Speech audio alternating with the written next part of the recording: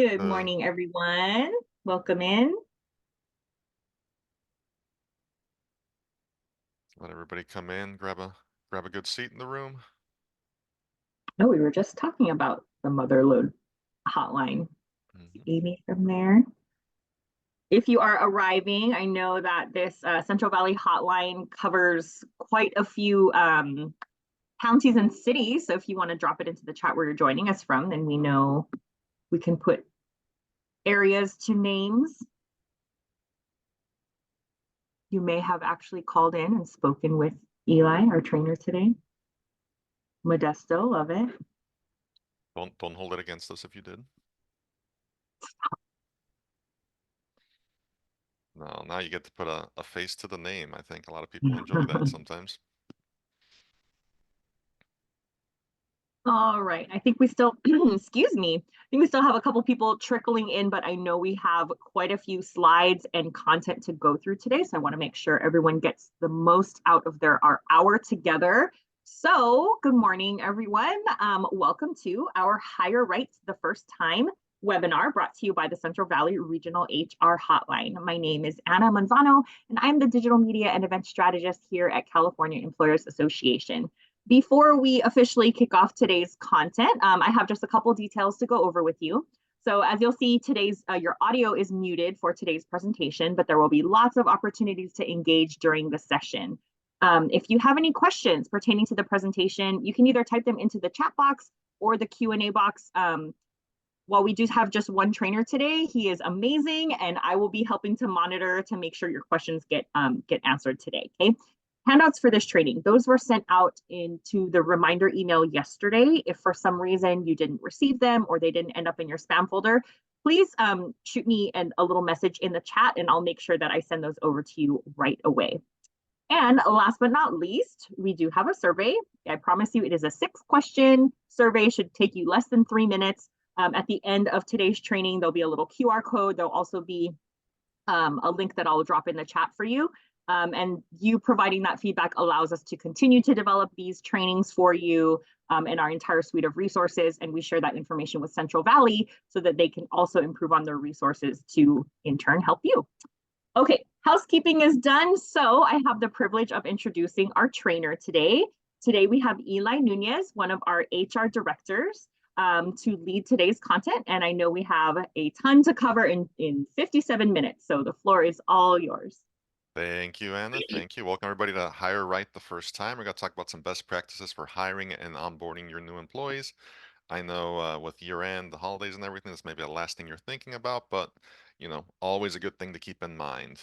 Before we get started, though, I did want to remind everybody of the hotline service that Central Valley has put together for different counties. As you can see, I mean, all different counties have their own hotline. You can call us Monday through Friday, 8 to 5. We will be closed for a couple days in the holidays. Sorry for that. But basically, if you have any questions about any HR topics, whether it's hiring, terminations, sick leave, FMLA, paid sick leave, which, as you know, is changing for next year, breaks, lunches, handbook questions, harassment prevention, remote workers, whatever it is, anything that's HR related, give us a call. Again, we've teamed up with the Central Valley counties to provide this service, and we always love to hear from the different areas.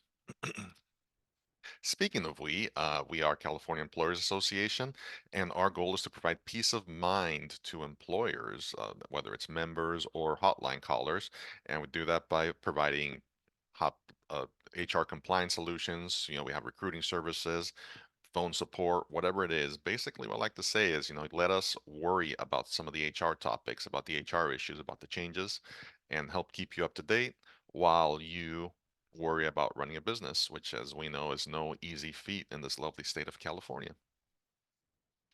With that, I will say though that while we are, knowledgeable in HR and many different topics, one thing we are not is we are not lawyers. I am definitely not a lawyer, and even though we do have people with legal experience in our office, anything we say in these presentations or during the calls should not be relied upon as legal advice. It's more of presenting information, educational nature sort of thing.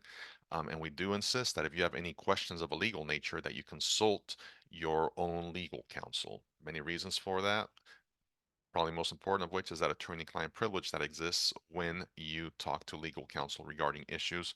The other thing is, of course, as lawyers, they are much more knowledgeable on laws, practices, risk, that sort of thing. So, with all that information out of the way, let's talk a little bit about some of the things we'll be discussing today. We'll talk about how you determine what you need when you're looking to hire a new employee or add somebody to your team. Of course, it's not always going to be the same type of employee or the same requirements that you need for everything. So sometimes we have to figure out exactly what we are looking for. We'll talk about that a little bit. How do you advertise or how do you recruit for that position?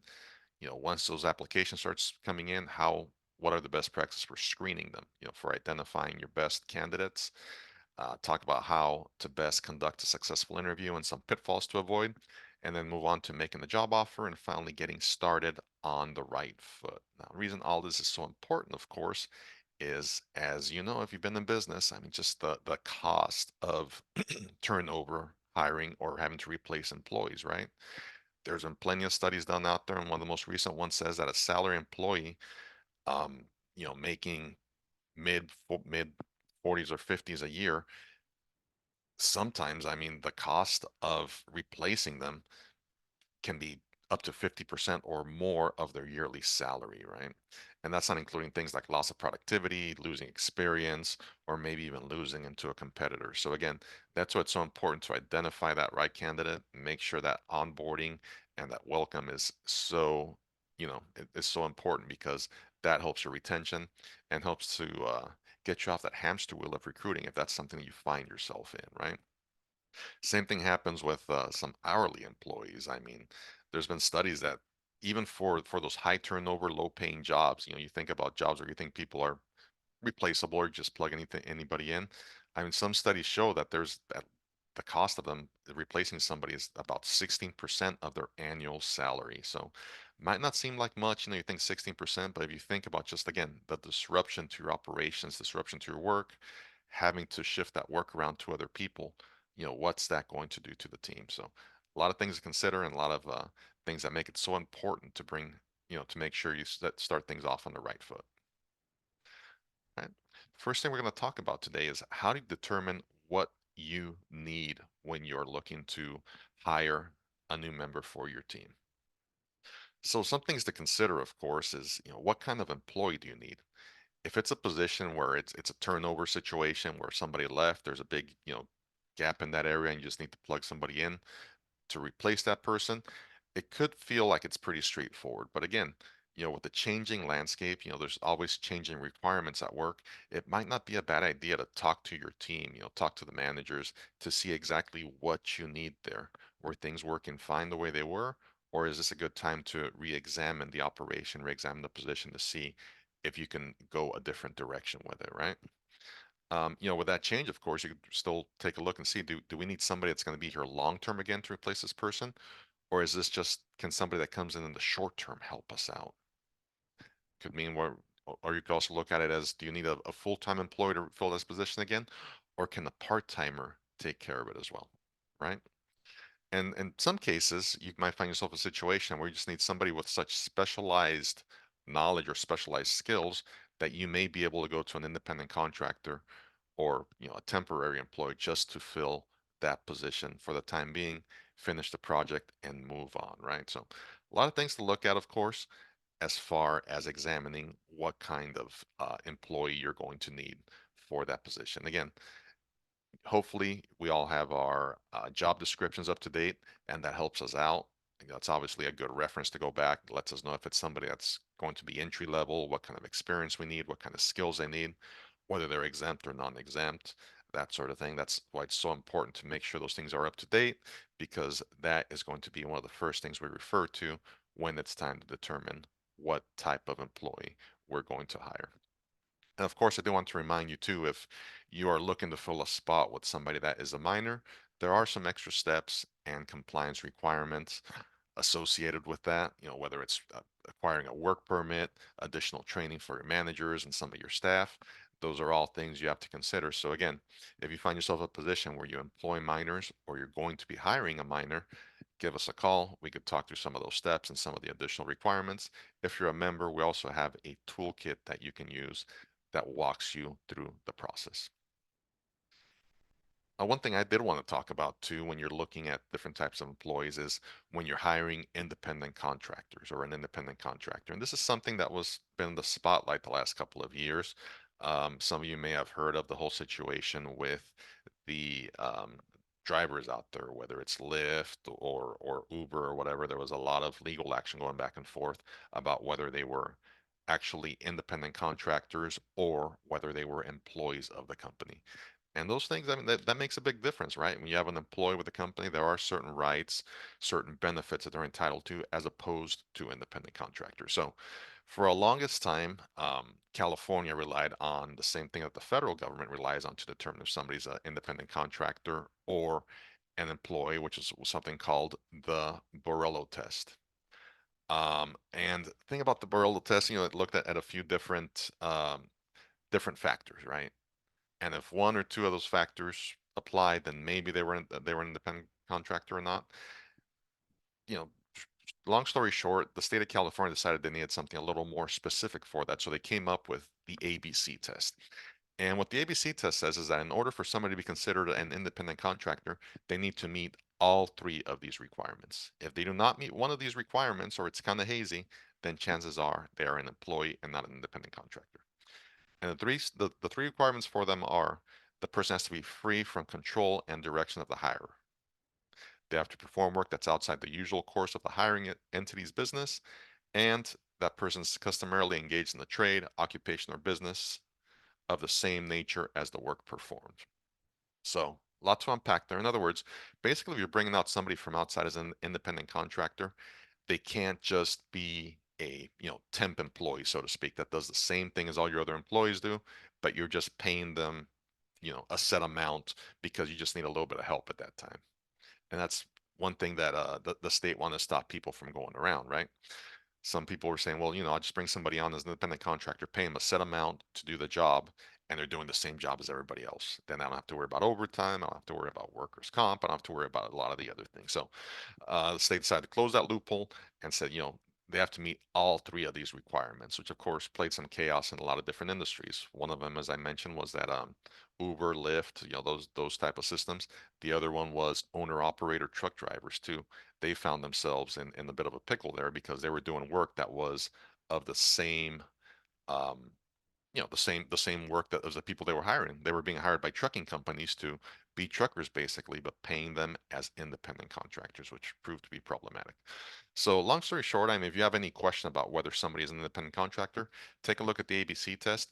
You can give us a call. We could talk through it a little bit, but we also recommend that if you have any question about whether somebody is actually an independent contractor or not, this would be one of those situations where you want to talk to legal counsel, because the cost for misclassifying somebody can really skyrocket very, very quickly. Next thing to consider is when you're hiring somebody or when you're filling a position, is the position exempt or non-exempt, right? And I guess in layman's terms, you can say, is it salaried or is it hourly? And that's kind of oversimplifying a little bit, but it's really a easy way to look at it. So if somebody is exempt, basically they have to meet a couple requirements. One, they have to meet the exemption test, which is a duties test and a salary test. We'll talk about both of those categories too. And the thing about exempt employees is you're basically paying them for the skills, the knowledge, that they bring to the job. You're not paying them to be there for a specific number of hours a day or a specific number of days a week. You're paying them for what they bring to the job, their knowledge, their training, their leadership, whatever it is. And the thing about exempt employees is, meal and rest breaks, overtime, those sort of things do not apply to them, which is what makes it attractive, honestly. Non-exempt employees, on the other hand, they're paid by the hour for any work performed. They're subject to overtime laws, meal and break periods, and of course, record-keeping requirements. As you know, you have to have records of timekeeping, overtime, payroll records, that sort of thing, to prove that they are being paid correctly for their time. And a lot of times during my HR career, I've had managers or people come to my office and say, well, can you just make this person salaried? They're here all the time anyways, just make them salaried. It's a lot easier. Well, it's really not that simple, right? We have to look at whether they meet the requirements to be an exempt or salaried employee. So The easiest exemptions are the most common ones to think about. We have the executive exemption, which is one where their main duty is managing two or more full-time employees in the business or permanent unit, right? So you think about your managers, your supervisors, your CEOs, that sort of thing. They would more than likely fall under this executive category. Next one's the administrative, and for the administrative, their work relates to the management policies or general business operations. So while they may not be, again, CEOs or managers or have a whole team of people under them, you look at people in this category, maybe like HR generalists. Their work directly relates to the management of the company, the policies, the day-to-day operations, right? They hire, they terminate, that sort of thing. So that's where they would fall. Last one is the professional exemption category. And this one encompasses anything where you need some kind of licensing from the state. So if you think about architects, if you think about doctors, teachers, dentists, that sort of thing, they would fall under that professional exemption. Now, the important thing to keep in mind too is when you're categorizing somebody as exempt, that must be their primary duty or their primary job with the organization. Something that I've seen in my career, or even as a member CA or as a part of CA, employers fall into trouble with is that the person is not doing exempt duties as the primary part of their job. So, for instance, if you have a manufacturing facility and you have a supervisor that's a working supervisor that spends the majority of their time on the production line side to side with everybody else, and then maybe spends an hour of their day making schedules or something else that's more supervisory related. At the end of the day, they are not spending the majority of their day on those exempt duties. So technically, they would not be exempt. They would not qualify for the exemption. So the thing to keep in mind, if you're going to classify somebody as exempt, they have to spend at least 51% of their time or of their job duties on those exempt tasks. And if you look through our worksheets that we have available on the website too, they do have that question. There is what percentage of time do they spend on certain tasks, right? That's how you're going to determine that. The other thing to keep in mind is can they use their own judgment or discretion to make decisions? If you're micromanaging everything they do, if they're coming back to check with you, if they don't make any decisions of their own, or their decisions or recommendations do not have any weight on the decision of the organization, they may not qualify for that exemption. Another question we get quite often is, how about office managers? It says manager right on the title, right? Not necessarily. We have to look at the duties. The title itself is not what determines if somebody is exempt or not. We're looking at what the duties are, what they do day to day. At the end of the day, the name, the job title, whatever it is, has no bearing on whether they are exempt or not. It's what they are doing. Now, the second part of the exempt classification I talked about, the first one was the duties test. The second one was the salary. And as you may be aware, we do have a little bit of a bump coming up on January 1st in California's minimum wage. We just went from 15.50 for 2023, and starting January 1st, we're going up to $16 an hour for minimum wage, which of course has an effect on the minimum exempt salary for employees, because the exempt salary has to be 2 times the annual hourly wage. So in other words, you take 2,080 hours, which is the equivalent of a 40-hour work week, you multiply it by $16 an hour, and then you double that, you come up with 66,560. So for an employee to be classified as exempt, they need to be paid at least $66,560 a year. So the reason for this bump, of course, is the same reason that minimum wage went up in 2023 again. There was a bill that passed way back in the Jerry Brown days, and this is the second Jerry Brown term, of course, that stated that if inflation is over 7%, as determined by the Consumer Price Index, then there should be an increase to the state's minimum wage, which is equivalent to either the rate of inflation or 3.5%. So the period between July 1st, 2022 and June 30th, 2023, of course, was over that threshold, which meant there was another increase for 2024. That's why we find ourselves staring down the barrel of a $16 an hour minimum wage for next year.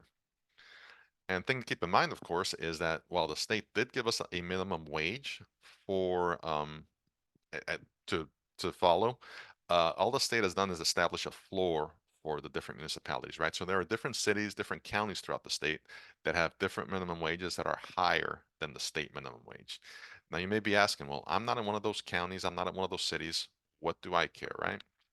This is important to keep in mind because if you have any remote employees or if you have employees that travel to any of these municipalities or cities for work, and I'm thinking of things like construction or landscape maintenance, any kind of landscape work, cleaning work, that sort of thing, painters, whatever it is, um, you have to, or you may have to abide by their minimum wage and paid sick leave requirements as well, depending on how often they go over there. So again, there's about 35 or more local minimum wage laws that are different than the state minimum wage. Got a little bit.ly link there for you. You can also poke around our website, employers.org. We do have links to um, some good information, spreadsheets, and that sort of thing that show what the minimum wage is throughout different counties and cities in the state. And the important thing to keep in mind too is that even if they are higher now, a lot of these cities and counties also have another increase that takes place in the middle of the year. In 2023, we saw a lot of increases happen on July 1st, and we even saw a couple happen before that, right? One of the counties in the Bay Area actually increased their minimum wage in April. So again, take a look at it for January 1st. Make sure you're up to date and everything is accurate, but also look through it throughout the year just to make sure that nothing has changed on you. Okay. Another exemption that applies too is if you're somebody that employs physicians or surgeons or computer software professionals, there is a different minimum wage for those positions, and that is also increased for 2024. So if you have physicians or surgeons, their hourly rate is increased from $97.99 to $101.22 per hour. And computer software professionals, the minimum hourly rate of pay, monthly salary, and annual salary has increased as well. And again, computer software professionals, these are people that work on the programming side. Software employees that have to meet certain requirements, being highly skilled, proficient, theoretical, and practical applications. We're not talking about, your local IT person that helps you set up your printer or connect your monitor or anything like that. So, if you have any questions about an employee that you have and whether this applies to them, give us a call. Now, moving along, let's talk about advertising for that job opening. How do we find those candidates, right? So, first off, let's think about what we need before we put that posting on there. Let's take a deep look about what we need to fill the position, right? What are the responsibilities? What are the expectations? Are there any specific physical requirements, minimum physical abilities that we need for that position? And of course, very important to always know the essential functions of the position or of the job. Not just for hiring and recruiting, but this is something that's going to help you down the road in case you ever have any kind of injury or request for job modifications or requests for different job duties. You have to know what the essential functions are to know what is the minimum they have to do that job, right? Is it exempt or non-exempt? Who they report to? All that thing. And as of 2023, if in certain job postings, depending on how many employees you have, you may be required to include a salary range of the position. Now, salary range means what's the minimum that you'll pay for that position and what's the maximum. And I'm not talking about the hiring salary, I'm talking about the salary of the position itself. So you're going to take a look to see, what the position pays or what's the range that this position could pay. Or if you don't have that, you look at your lowest paid person in that position and your highest paid person in that position and use that to establish a range. But just make sure that if you're one of those employers, you are advertising that range or that range is part of your advertisement as well. As far as advertising the position, of course, we know that, a lot of us may be used to growing up just looking at the want ads in the paper, right? Some of you just heard me say want ads in the paper and are scratching your heads wondering what I'm talking about. Well, that's days gone by. So now we have different ways of looking for candidates. So you could advertise internally, of course. Some of these things, there are certain benefits to looking internally. You have somebody that knows your operation, knows your practices. Of course, that could reduce training. And A promotion from within, of course, can help the overall culture of the company. At the same time, too, you could look for somebody from outside and advertise using some traditional methods, a newspaper, trade association websites, if there's any for your industry, or you could even go online, right? LinkedIn, ZipRecruiter, Indeed are all good places to look. You could work with recruiters or go to America's Job Centers. They have a free option for advertising on there as well.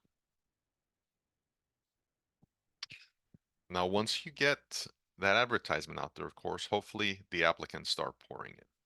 That's the hope. We get the advertisement out there and it opens the floodgates. So let's look at what the recruiting process looks like in a nutshell. We have a nice graphic here that our team has put together.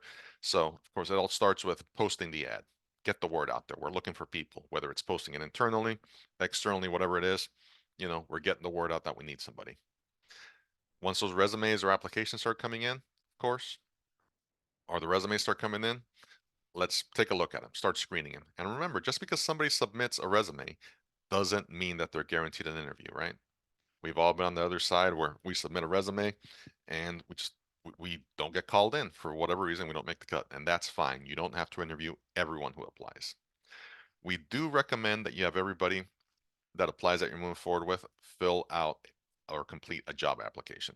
It's a great way to get basic information and to get the same information in one format from all your candidates to help you do the comparison. Now, if you do get those job applications, make sure that you are following California retention policies, which state that you have to keep that application on file for at least 4 years. So you can scan it in, you keep soft copies, you can put them in a file box and throw them in the basement, whatever it is, but just make sure you're holding on to them for 4 years. Next thing we recommend, screening interviews. Now, these could be virtual, these could be over the phone, these could be phone interviews, whatever it is. It is basically the initial filter, if you will, right? Think of it as a funnel. You're kind of narrowing down the candidate pool until you get the right one. So the next step to sift some of these people that may not be a good fit out, you do those phone interviews, online interviews, questionnaires, whatever it is you want to do, just through that initial screening before moving on to on-site interviews. Now, these are the in-person ones. And I say on-site, in quotations, because in the world we live in today, these could be done over Zoom. These could be done, virtually. This could be done many different ways, right? So do what works best for your company, but just make sure that you're getting the candidate in front of you to ask these questions, get to know them, you know, that you can find out a lot about a person. There's been studies made that show that over 75% of communication is nonverbal. It's not just the words we say, it's not just our voice, whatever it is, but if you look at the whole person's demeanor, expressions, how they react to certain questions, that can tell you a lot. So that's why it's so important to have those on-site, in-person, virtual, whatever it is, those interviews to show you and to read some of that other body language. And finally, check those references. Some people may have gotten away from it, may think it's a little antiquated, but it's still important just to make those calls. Of course, references only tell us so much because the candidate itself is providing them to you. And I would be really surprised if a candidate gives you a reference that is not going to speak well about them. If they do, at the very least, that shows a lapse of judgment on their part and may be a disqualifying factor. So again, check references and then make that job offer. As I mentioned, that employment application, want to make sure that all applicants you're considering complete that application. And don't just pick one up off the shelf, or if you do, make sure to take a look at it because it's one of those things where applications have certain requirements in order to still be legal. So we can't ask about salary, we can't ask about convictions, felony convictions, we can't ask anything that would tell us their age. So back back in the olden days, if you will, back in my days, a lot of applications ask you for your education, and that's fine. Where'd you go to high school? Where'd you go to college? Where'd you go to grade school or whatever? But they also used to ask, what year did you graduate?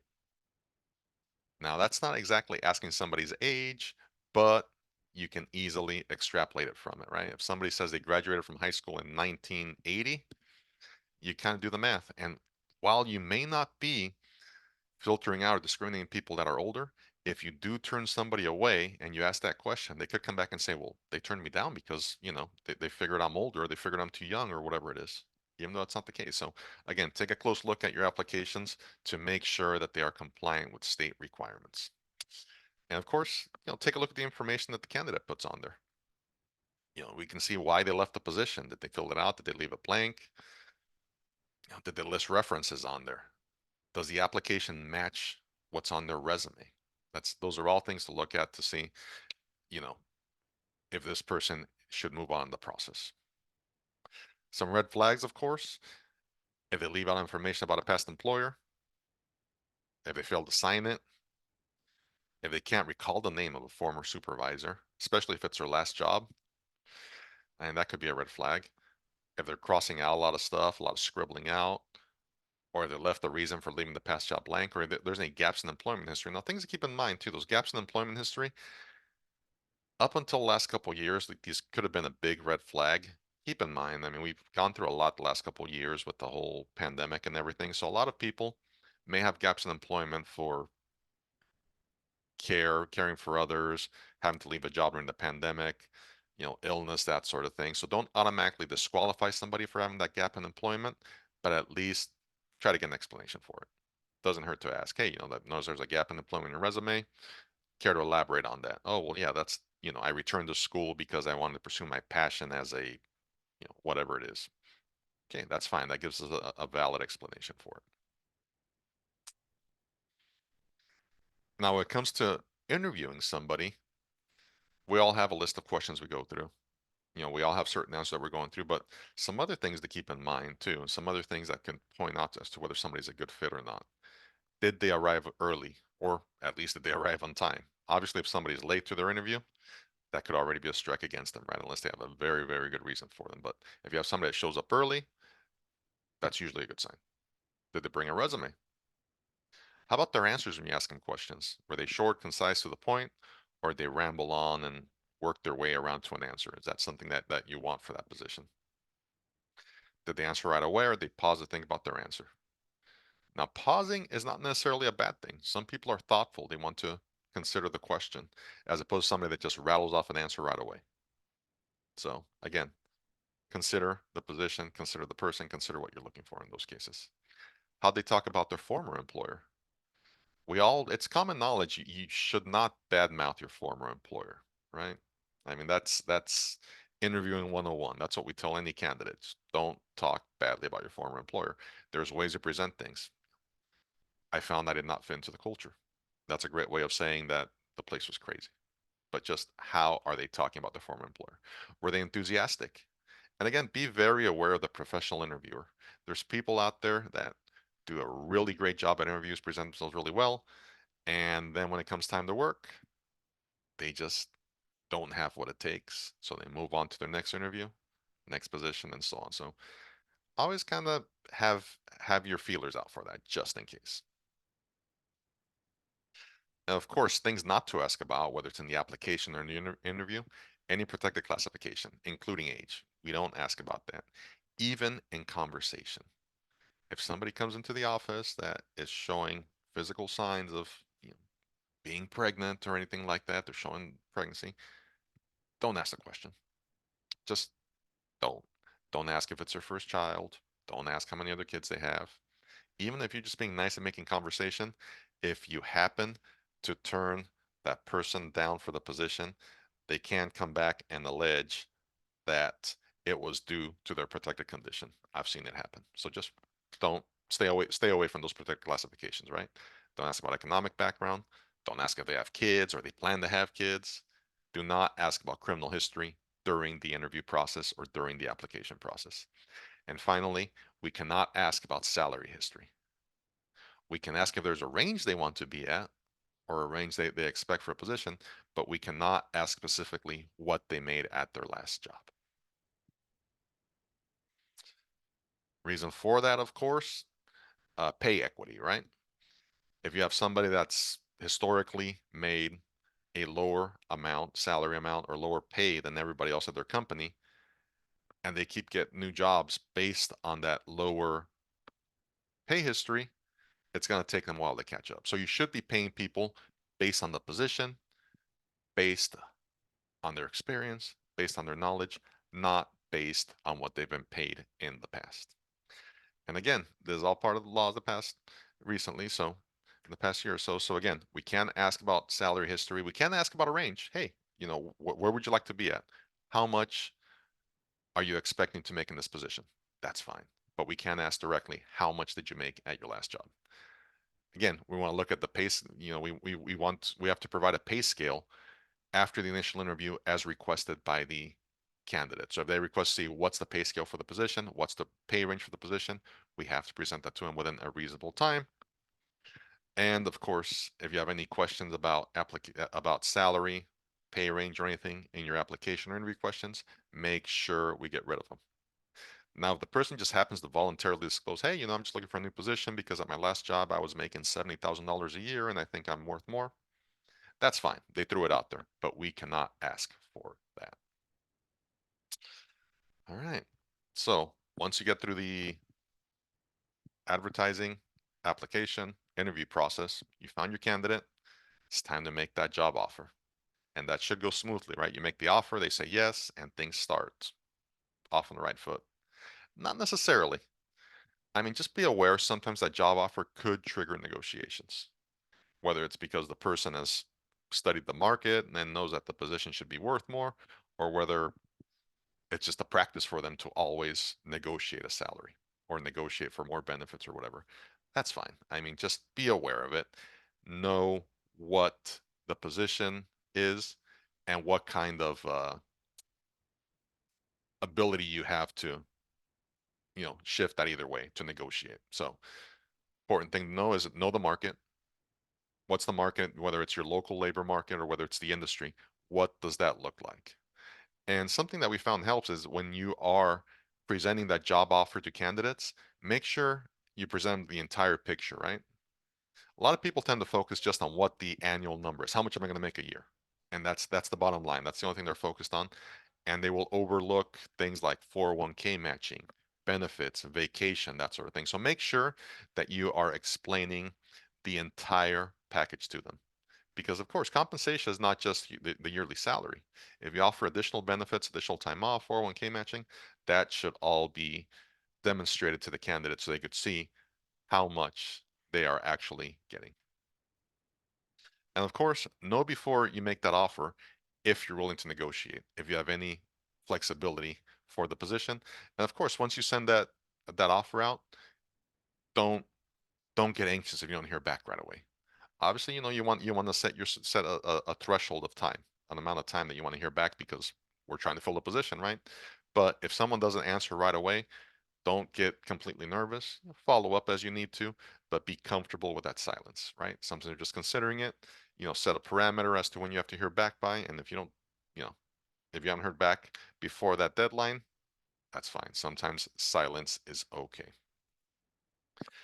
Also recommended checking references, right? So when it comes to that, the minimum you should do is just a reference check. Call their references just to make sure there's not any glaring, omissions there, or even to check to see if what they put on their resume is accurate.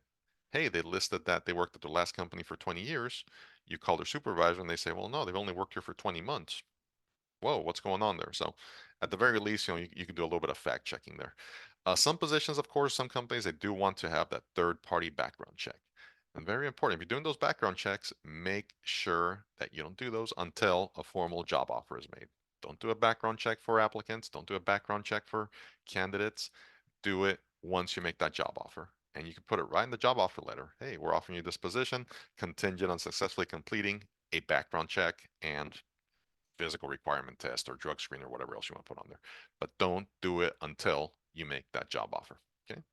The other thing is if it's a position that requires driving, may need to bring a driving record so we can take a look at that. And always look to see, what does the position require? Are they going to be handling cash? Are they be going into people's homes? Are they going to be working unsupervised? If those are the cases, then these are positions where you may want to consider having a third party do a background check, criminal background check, that sort of thing. When you're doing that, of course, keep in mind the ban the box law started in San Francisco a few years back and then rolled out to the state. Basically, that's the one that says we can't ask about any convictions, about any criminal history until we make a job offer. And even then, this has been expanded recently. If you're going to deny somebody employment because of their criminal history, then that criminal history has to be directly related to the job they're going to do. In other words, if I own a sandwich shop and I'm hiring somebody to make sandwiches, I have a candidate that comes in, do a background check on them, it turns out they have a DUI. That's not actually directly related to them making sandwiches. So I can't say, well, you know what, you have a felony DUI, I'm going to deny you your job. Now, if I'm hiring a delivery driver and they have that same record, that's a different story. So again, it has to be related to the job itself in order for you to deny that position. Now, when it comes to any kind of exams, whether it's pre-employment testing, physical ability testing, drug testing, background check, that sort of thing, the company must pay for all those exams. Okay. And of course, you have to do it evenly across the board for that position. You can't just have somebody that comes in that has, blue hair and tattoos and decide, you know what? I better drug test this guy. I haven't done it to anybody else, but this guy's got blue hair and tattoos, so I'm going to drug test him. Nope. You have to do it for everybody that applies for that position if you are going to do it, right? Of course, there's certain things that are not allowed. Polygraph testing, that sort of thing are not allowed. And of course, the big elephant in the room this year is marijuana. There's changing laws. There is protections for off-duty, off-site marijuana users or cannabis users in the state of California. So take a look at that. If you're still doing drug testing and you're testing for marijuana, talk to your lab, talk to your provider to make sure that their tests are compliant with state of California requirements. In a nutshell, you can't test for any non-psychoactive um, substances in the system. So the old urine standby urine test for marijuana or cannabis is not going to pass mustard anymore. All right, let's talk about getting started on the right foot now. So we've identified what we need, advertised, got some candidates, interviewed, made the offer. Let's bring them on board. So that means we just give them their paperwork to fill out and throw them out there and we're good to go, right? Not necessarily. So always we always advise being consistent with your onboarding procedure. So make sure you have a good, onboarding hiring checklist. We have one online if you need it, but basically with all the required hiring forms and notices, um, there's a great time for employees to review the policies. Not just throw a handbook at them and say, hey, sign it that you received and you're good to go. Make sure they're reviewing the policies, they understand the policies, they understand the expectations. And these include things like the COVID prevention plan, injury and illness prevention plan, employee handbook, any other policies. That onboarding time is the great time to introduce them because then you're setting the bar. These are the expectations for you. This is what we're going to hold you, you know, to. So make sure that you understand it, sign that you understand it, and now we have documentation that you agree to abide by it. Other things like direct deposit authorization, any required trainings, of course. Remember, harassment prevention training, once you hire somebody on, you only have a certain amount of time to make sure they take that HPT. So the onboarding, time period is a great time to set them in front of that computer or send them in to do that harassment prevention training. And of course, any time spent filling out new hire paperwork, doing any of these trainings, doing any of these things is compensable time. So a lot of companies tell us, well, I sent them the new hire paperwork to fill out and bring in with them on the first day of work. Time out. Nope. Any time spent filling out that new hire paperwork should be paid. So you could choose to say, hey, we're going to send you this paperwork to fill out at home, and then we're going to pay you 2 hours to do it. Okay, that may work, but we just recommend just bring them in and have them do it on site, have them do it while they're on the clock or at work. That way, um, you don't run into any problems with them saying, hey, you didn't pay me for doing things that you requested. And of course, you can also say that any time spent in training or onboarding is going to be paid at minimum wage, or it's something different than your rate of pay, but that has to be written policy in order to do so. We've seen some companies do it, but I mean, take a look at it. It may not be worth the trouble to have the different rates, but if it's something you're interested in, yes, you can pay somebody minimum wage for training time or for the onboarding, going through the forms time, but just make sure you have that as a policy and that's documented. Now going through some of these required hiring forms, we have the I-9 form, brand new I-9 form this year. Exciting times for HR. So your W-4, DE-4, those are your tax forms. Um, Acknowledgement of receipt of IEPP. So make sure if you have an injury and illness prevention program, make sure that they're signed they received it. Discrimination, harassment prevention, lactation accommodation. So we got a whole list here. You'll get this handout. These are all things that are required. Now I just got a question popped up. How long before they have to take harassment prevention training? I believe it is within the first 6 months for employees. However, if you are hiring a temporary employee, you have to do it sooner than that. So it's ugh, the amount of time, honestly, the specific time escapes me right now. I will try to look it up and throw it on there before the end of the presentation. Otherwise, give us a call. But just make sure you do it within the first 6 months. And if you're only hiring a temporary employee, like for the season or something, make sure you do it right away. Well, I would just recommend just do it within their first week there. Okay. So additional hiring forms, of course, a lot of pamphlets from the state of California, workers' comp information. Um, Basically, if you have anybody that gets commission, make sure that you have a written commission agreement as well. All right. Now, when it comes time to onboarding, we talk about orientations as well. And a lot of people use them interchangeably. Not always the case, right? I mean, it's onboarding, we like to refer to as making sure you get them in your system, making sure they get the keys to the office, if you will, all their paperwork is done. Orientation is bringing them on, making sure that they know what the culture is for the company, right? Integrating them into your company, if you will. So again, those orientations kind of set the tone for the rest of their employment. So want to make sure that's welcome and inclusive, right? We're integrating this person into the company. So what this could mean is you can do things like job shadowing or a buddy system, but at the very least, make sure you have frequent contacts with that new person. So you could have 30, 60, 90-day reviews. You could have a weekly check-in, maybe a daily check-in, whatever it is. And make sure that if there's people being hired further down the line from you that don't report directly to you, that your supervisors are doing the same thing. Maybe establish that program, right? Hey, if you have a new hire, make sure you're checking in with them every week or at the end of the week just to make sure how things are going. So again, it's about making that person feel welcome, making them feel integrated, making them feel like they are a part of the team. Now, once they are on board, of course, we do have some requirements you have to keep in mind. Overtime, I think everyone's familiar with overtime in the state of California. That's time and a half for anything over 8 hours in the workday, 40 hours in the work week, or for the first 8 hours of the seventh consecutive day worked in the work week.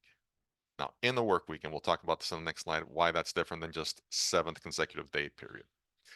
And of course, double time for anything over 12 hours in the workday or after 8 hours on the seventh consecutive day in the work week. Why do I keep emphasizing in the work week?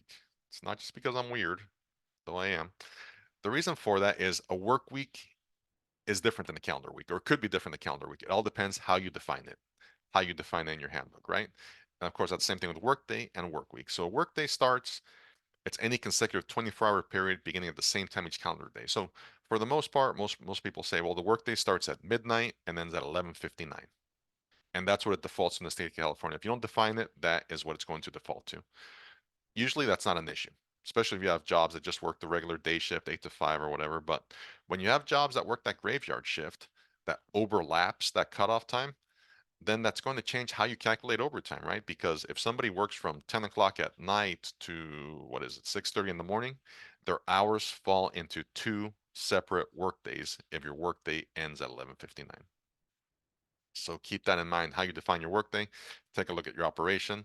Maybe it makes sense for you to define your workday as, starting at 2 in the morning and ending at 1:59, or starting at 5 in the morning and 4:59 or whatever it is. Take a look at your shifts and take a look at what makes sense for you. Same thing with the workday. Now we talked about, you know, double time and that seventh day of work. It has to be in the consecutive work week. So again, that all depends on how you define it. It defaults to the calendar week, Sunday through Saturday. But again, if you have an organization that works different shifts, or your work week feels like it should be more like Monday through Sunday instead of Sunday through Saturday, make sure you put that in writing. Because again, that seventh consecutive work day in the work week, the first 8 hours are overtime. Anything beyond that is double time. So a lot of people think, well, hey, if I work 7 days in a row, my seventh day is all overtime and then double time, right? Not necessarily. It's got to be in that same work week. So technically, you could have somebody work 12 days straight and it wouldn't fall into that seventh day in the same work week thing, depending on how you define your work week. So take a look at that. Make sure that's defined in your handbook or defined in your policies and procedures. Now, something else to keep in mind as well, regular rate of pay. And the question we get is what's the regular rate of pay and what's it matter for calculating overtime? Well, a lot of people confuse the regular rate of pay and the base hourly wage for hourly employees. So base hourly, as we mentioned, is going to be $16 an hour. A lot of people think, well, that's the regular rate, right? Not necessarily. Now, if your organization pays hourly employees commissions, piece rate, if you pay shift differentials, retroactive pay increases, or if you have non-discretionary bonuses, those have to be factored into the regular rate of pay. And what that means is that could mean that the overtime rate for employees is based on regular rate of pay. That could be more than just time and a half of their $16 an hour wage. So a lot of these are pretty straightforward, right? If you pay commissions, factor them in. If you pay piece rate or shift differential, factor it in. The one we get a question on is those non-discretionary bonuses. What's that mean? Well, non-discretionary means that it's planned, that they have to hit certain specific markers, and if they hit them, they automatically get that bonus, right? So think about attendance bonuses. Hey, if you're here 30 days without an absence, you get a bonus. That would be factored in.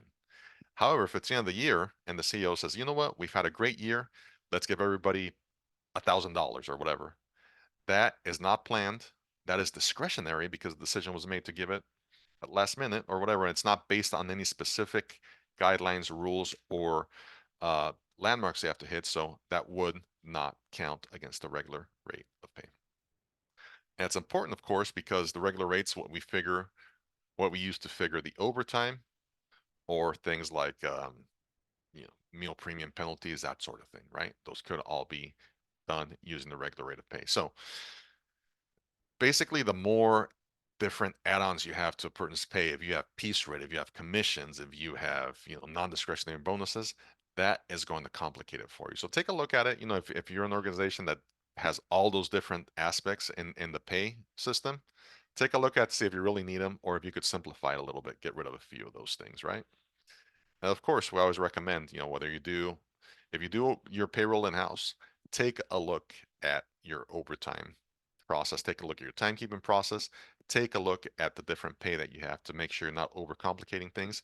If you work with an outside provider, make sure you're touching base with them on a regular basis to make sure that they are keeping up with it and that you are compliant. Break times and meals, that's another thing that we have a lot of questions on, especially with your new hires, right? A lot of people come in and say, hey, you have to give me a break at exactly 2 hours after my shift starts. Not necessarily. That's not what the law says. The law says you have to give a break, one break for every 4 hours, as close to halfway through. I'm paraphrasing a little bit, right? But basically, during these breaks, too, this is the employee's time. We have to relinquish all control over them, free them of all duties, right? So if the employee says, hey, for my 10-minute break, I'm going to drive down to the street to the gas station and get a Slurpee, you can't say, no, you have to stay on site. Because if we say, no, you have to stay on site, we're not relinquishing control on them. So it's their time. They can do whatever they want. So if you have any policies that says employees have to stay on premises, make sure you get rid of those immediately. Same with meal breaks, right? We have to permit a 30-minute meal break for employees that work more than 5 hours a day before the start of the fifth hour. So, and again, we have to relieve them all job duties. If we fail to provide that meal break or a full 30-minute meal break, it's a 1 hour premium pay at the regular rate of pay. And what I ask too is if you are having employees clock in and out for meal breaks, which you should, make sure that you're not rounding those punches. Rounding can get you in trouble because someone can argue that they are not getting the full 30 minutes based on the rounding. Got an example here for you of what a meal break looks like. Someone working 8 to 5, their first hours from 8 to 8:59, so on and so forth. Their fifth hours from noon to 12:59, so they should take or begin their first meal break before 12:59 p.m. in order to be compliant. Now, we are not the meal break police, so all we have to do is provide the meal break. If someone decides they're going to work through it or that they're going to clock in early, clock in late, make sure we're documenting that. So all we are responsible for as employers is providing that meal break. not ensuring that they take it. Hopefully we're all adults, we're giving everybody that time. But if you do happen to interrupt it, or your supervisor or somebody else interrupt somebody's meal break, make sure you're paying that premium. And again, make sure you are educating your supervisors and the rest of your team as to those requirements. So to wrap up, got 5 minutes left. I think we're going to wrap up just in time here. Make sure we determine what we need for each of our positions, right? What are we looking for? Take time to screen those applicants. A little bit of time at the beginning will save us a lot of time down the road to make sure we have the right person on there. Make sure our interviews are thorough. Make sure our onboarding process is consistent. It's okay to change it from time to time, but make sure that we're just not reinventing the wheel with every candidate, because we want to make sure everybody's on the same page, right? This is part of our culture, this helping to establish a company culture. And finally, make sure we start off on the right foot and make sure that we're compliant with wage and hour laws. If you have any questions about them, again, whether it's wage and hour, whether it's overtime, whether it's anything that I zoomed through today, give us a call on that hotline. Again, these are here for you. We would love to hear from you, and any question you have, whether it's about the presentation, whether it's about something you thought you were going to hear about today but didn't, give us a call on the hotline. Just look at the one that applies to your county, take a look, and let us know. And of course, if you're not a member and you're interested, we threw the slide in here for you, a little information on the cost for membership and some of the benefits associated. I will turn it back to Anna though, so she can go over the HRCI and SHRM codes for anybody that's here for continuing education and not just to hear me speak. It's okay, it doesn't hurt my feelings. Here you go. I love hearing you speak. You're very you deliver it so comprehensively, but it's like I feel so, confident and supported by the information that you're providing. Okay, a couple of quick things. On your screen right now are your continuing education credits. I'm also dropping them into the chat if that works for you better. But your HRCI code today, 638562, SHRM code 23-W7BDQ. Jacqueline, excuse me if I mispronounced that, asked if there is a number for San Bernardino County. That is going to be in a different hotline. Melody, if you are still here in the chat, if you can quickly find that number for us and drop that in the chat. Otherwise, I'll make a note and we'll follow up with you after this to make sure that we email you so that you can have that information and get your questions answered. I also dropped in the chat, as you'll see on the screen now, there is a QR code that goes to that link. I dropped the link in the chat. You can take the 2 to 3 minutes. That really, really does provide us with the feedback to help delivering these trainings that, are going to ultimately help you run your companies and your departments with a lot of peace of mind. So with all that being said, thank you, Eli, for your time and your expertise today. Thank you all for joining us, for sharing your almost lunch hour with us, and Happy New Year. I hope everyone closes out 2023 in a positive and relaxing light. Oh, Melody's going to get hotline numbers. If you're able to stay on, make sure you get those hotline numbers. If not, I'll make sure that I pass those on to you. Oh, I think I got it. Hang on.